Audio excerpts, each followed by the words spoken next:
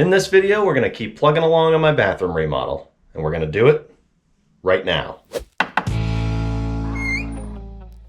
Okay, we're back, and I'm going to stop pushing it off. I'm going to take this ceiling down. I don't want to because it's going to be gross, but I'm doing it. So, in order to not cause as much dust or cause as little dust as possible, I'm going to cut this in sections, and I'm going to use this saw that I love so much because if I used like a Sawzall or something, it has a motor that kicks up the dust. It's basically like a fan blowing dust all over the place. So I'm also going to cut one bay at a time and insulate as I go so I don't lose all of my heat.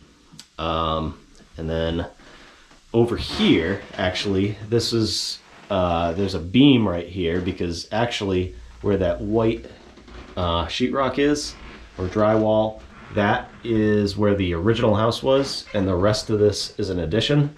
So I can actually access that from the attic. So I'm going to do that first. I'm going to go up in the attic, take out the old insulation if there's any left in there, and then clean it all up, get all the cuckas out of there, and insulate that. So when I pull this down, it'll be new fresh insulation, and that'll be one less step. So I can do from there all the way here to where that seam is. And then the rest of this, I'll be cutting out and insulating as I go. The insulation is kind of sort of temporary. Right here with the addition, these are 2x4 ceiling joists. So I'm gonna use R15. R value is the measure of basically how thick it is and how much insulation it's going to give you. But you don't want to use anything that doesn't match. Like if I used R30 up here, the insulation is going to be higher than the actual ceiling joist, and there's going to be gaps, 1.5 inch gap in between. So what I'm going to do is do R15 right here, which is 4 2x4s. And then I might end up doing blown in insulation on top of that, or I might peel the insulation down and try and put R30 across and then peel it back up. But I'm just putting this insulation in for now, just so I don't lose all my heat, like I said. And over here, they're 2x6, so I'm gonna do R19, and I can just put R30 over those anytime I want because I can access that. So that's the big plan. All right, open the attic, and here's some old insulation that I pulled out of here. But that is the bathroom right there, the section that I was showing you, and then that's the rest of it. So really not that easy to access. You can see I tried to tuck some insulation in there at some point, but yeah, so I'm gonna insulate this. I measured how far that goes, so I'll do this from up there and then do the rest from down there. I think it's time for a time lapse. What do you think?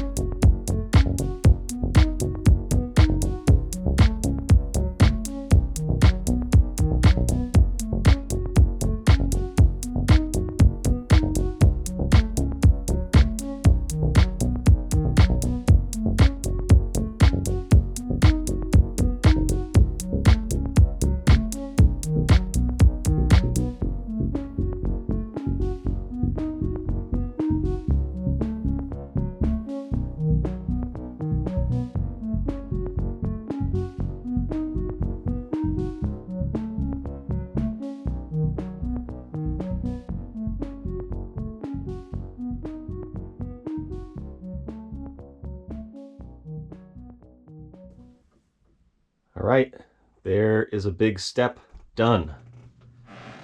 It's funny, you can tell it's sound deadening with all this insulation up here. So I didn't have many surprises. Cutting up the pieces in, you know, small sections was a good idea, and taking them straight down, because that minimized the amount of debris that fell, because there was a lot of mice poop and everything else on the other side, and then I could throw it right in the trash and get rid of it. So that worked out well.